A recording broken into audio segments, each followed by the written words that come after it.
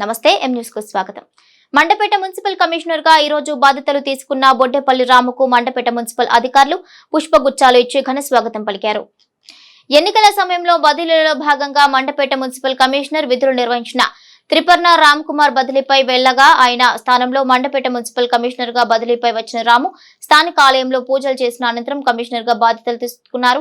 ఇక అనంతరం ఆయనకు మున్సిపల్ కార్యాలయ manager Kanakaraju, RO Sharma, RI Prabhakar Chowdary, sanitary inspector Lavanya, అధికారులు, సిబ్బంది పుష్పగుచ్చాలు ఇచ్చి ఆయనకు అభినందనలు తెలియజేశారు.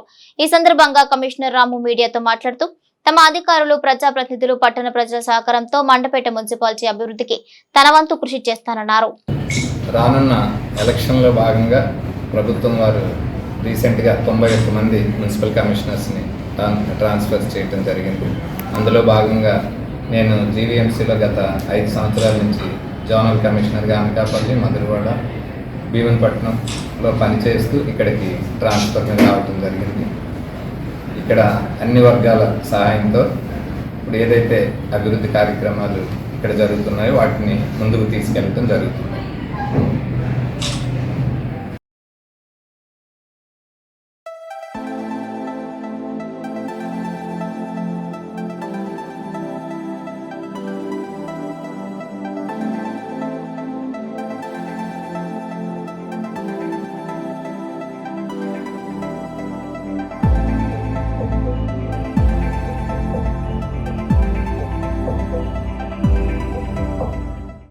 మరిన్ని తాజా వార్తా విశేషాల కోసం ఎం న్యూస్ ని సబ్స్క్రైబ్ చేయండి.